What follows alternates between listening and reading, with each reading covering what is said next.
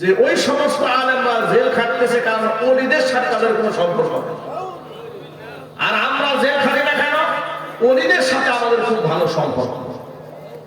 এই বক্তব্যটি দিয়েছিল বাংলাদেশের কুখ্যাত মাজার পূজারী বক্তা গিয়াসউদ্দিন তাহের। সে বলেছে আল্লাহর ওলিদের সাথে সম্পর্ক থাকার কারণে আমাদের উপর এই সমস্ত মামলা টামলা হয় না, পুলিশ আমাদেরকে দৌড়ায় না, আমরা পুলিশ বান্ধব সুন্নি। এরা নাকি পুলিশ বান্ধব, বুঝতে পেরেছেন? আমি তখন তাকে আমি একটি মাহফিলে জবাব দিয়েছি যে জালেমের পক্ষ থেকে আলেমরা নির্যাতিত হলে সেটাকে যদি এই ব্যাখ্যায় দাঁড় করানো হয় যে আল্লাহর ওলিদের সাথে আলেমদের সম্পর্ক নাই, এই জন্য তারা জেল খাটতেছে, তো এই কথাটা নবী করিম সাল্লাল্লাহু আলাইহি ওয়াসাল্লামের সাহাবীদের ক্ষেত্রে তিনি কি বলবেন, হুজুরের ক্ষেত্রে তিনি কি বলবেন, আইমায়ে মুজতাহিদিনদের ব্যাপারে তিনি কি বলবেন, ইমাম আহমদ ইবনে হাম্বল রাহমাতুল্লাহি আলাইহির ব্যাপারে কি বলবেন, ইমাম আবু হানিফা রাহমাতুল্লাহি আলাইহি যার মাসলাকের ফলোয়ার আমরা, যাকে আমরা অনুসরণ করি ফিকহের ক্ষেত্রে, ফিকহে হানাফি, তার ব্যাপারে কি বলবেন? তাকে তো জেলখানার মধ্যে হত্যা করা হয়েছে, তিনি জেলের মধ্যে শাহাদাত বরণ করেছেন, চিৎকার যাবেন আল্লাহু আকবার। এবার একটু হাদিস শুনেন আল্লাহর নবী কি বলেন। আল্লাহর হাবিব বলেছেন আশাদুল বালাই আল আম্বিয়া সুম্মাল আমসাল ফাল আমসাল, পৃথিবীর মধ্যে সবচেয়ে কঠিন মুসিবতের সম্মুখীন হয় নবীরা, এরপরে সুম্মাল আমসাল ফাল আমসাল, এরপরে নবীদের আমলের সাথে যাদের সাদৃশ্যতা যত বেশি মিলবে এই দুনিয়াতে তারা তত বেশি মুসিবত আর পরীক্ষার সম্মুখীন হবে। ঈমানের উপর যারা বেশি অবিচল থাকবে ঈমানের কঠিন পরীক্ষার মধ্যে তাদের পড়তে হবে, আর কোন ঈমানদারদেরকে আল্লাহ পরীক্ষা ছাড়া ছেড়ে দেবেন না, এটা কোরআন শরীফে আল্লাহ পাকের স্পষ্ট ঘোষণা আছে। সূরা আনকাবুতের মধ্যে আল্লাহ পাক বলেছেন আহাসিবান নাসু আন ইউতরাকু আন ইয়াকুলু আমান্না ওয়া হুম লা ইফতানুন।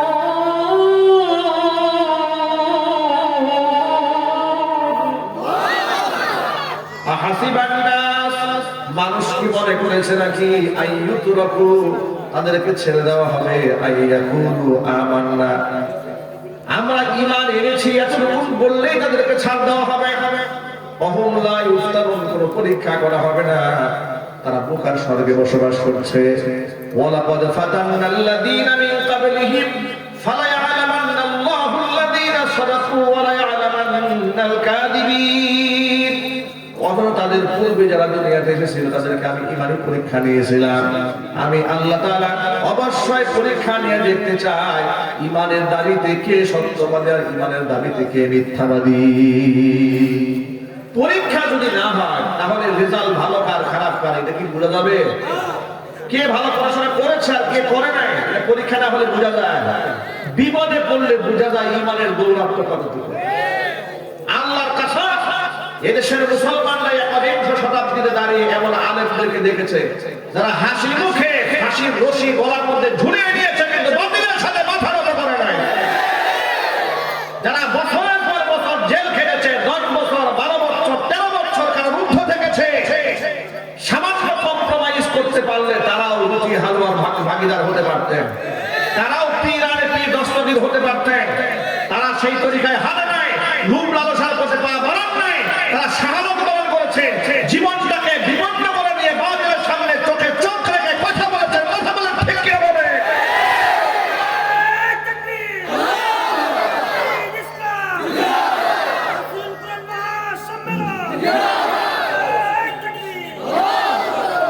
আমার প্রিয় ভাইরা, জালেমরা কিন্তু সব আলেমের উপর নারাজ হয় না। জালেমের জুলুম যখন এই দেশে চূড়ান্ত পর্যায়ে ছিল তখন পর্যন্ত এই দেশে কিছু আলেমরা সমস্ত সুযোগ সুবিধা ভোগ করেই চলেছে, আছে না নাই? আরো জোরে বলেন। তাদের ওয়াজ হয়েছে আসমানের উপর আর জমিনের নিচে, পৃথিবীতে কি হইলো না হইলো তারা কিছু বোঝে না। আওয়াজ কত সত্য না মিথ্যা? যা হয়েছে আসমানের উপর আর জমিনের নিচে, দুনিয়া সম্পর্কে তারা জীবনে ওয়াজ করে না আর করবে না কিয়ামত পর্যন্ত, কারণ ওরা জানেন দুনিয়া নিয়ে ওয়াজ করতে গেলে তিনের চামড়া থাকবে না। এই সমস্ত সুবিধাবাদী আলেম দুনিয়াতে নাই। আচ্ছা, আপনাদের আরেকটা তথ্য দেয়, আপনারা বলেন তো, রাস্তায় রাস্তায় মূর্তি বানানো এটা হালাল না হারাম? এটা কি, এটা বোঝার জন্য কি আপনাকে বিজ্ঞানী হতে হবে নাকি, মুফতি মুহাদ্দিস হতে হবে? এটা কমন ব্যাপার, এটা বাচ্চারাও জানে। রাস্তায় রাস্তায় ভাস্কর্যের নামে যখন স্বৈরাচারী মূর্তি বানাচ্ছিল, এটা হারাম কাজ করতেছিল। সেই অন্যায়ের প্রতিবাদ জানিয়েছিলেন আল্লামা মামুনুল হক হাফিজাহুল্লাহ। তিনি বলেছিলেন, আমাদের যদি কোনোদিন সুযোগ আসে, আমাদের বাবার মূর্তি থাকলে সে বাবার মূর্তি আমরা ভেঙে দেব। সেই বক্তব্যের, তাদের সেই বক্তব্যকে কেন্দ্র করে তিনি বাতিলের ঘোষণা করলেন। হাত থেকে আমার মতো আড্ডা ছোট মানুষ জুমার খুতবার মধ্যে নেতৃবৃন্দের সামনে ভাস্কর্যের বিরুদ্ধে ভয়ঙ্কর বক্তব্য দিয়েছিলাম। আমি বলেছিলাম, মৃত ব্যক্তির নামে মূর্তি নয়, মসজিদ বানান, এতিমখানা বানান, ইসালে সওয়াব হবে, মূর্তি বানাবেন না, অসম্মান হবে। তারা থানায় বসে আমাদের নামে ষড়যন্ত্র করলো যে আমরা বঙ্গবন্ধুর বিরুদ্ধে বক্তব্য দিয়েছি, জাতির পিতার বিরুদ্ধে বক্তব্য দিয়েছি। আমাদের বক্তব্য তারা তোয়াক্কা করে না, আমাদের মসজিদ থেকে তাড়িয়ে দেওয়ার ষড়যন্ত্র করেছে। কিন্তু ওই সময়ও সরাসরি ভাস্কর্যের পক্ষে এই দেশের কিছু আলেম নামক জালেমরা কথা বলেছে। কথা বলেন ঠিক কিনা? তারা আবার কোরআন শরীফ থেকে দলিল নিয়ে আসছে। তারা বলে যে ভাস্কর্য আর মূর্তি নাকি এক জিনিস না। মূর্তি না জায়েজ, কিন্তু ভাস্কর্য জায়েজ। প্রমাণ কি? আর দেখেন কি দলিল দেয়। প্রমাণ হচ্ছে এই কাতারে ভাস্কর্য আছে, দুবাই ভাস্কর্য আছে, ইরাকে আছে, ইরানে আছে। এই হলো দলিল। কথা বুঝতে পেরেছেন? ইরাক, ইরান, কাতারে ভাস্কর্যের দলিল দিতে মনে চায়, কিন্তু সৌদি আরবে যে আপাদা মস্তক বোরখায় ঢাকা, এই দলিল তাদের গ্রহণ করতে মনে চায় না। কথা বলেন ঠিক কিনা বলেন?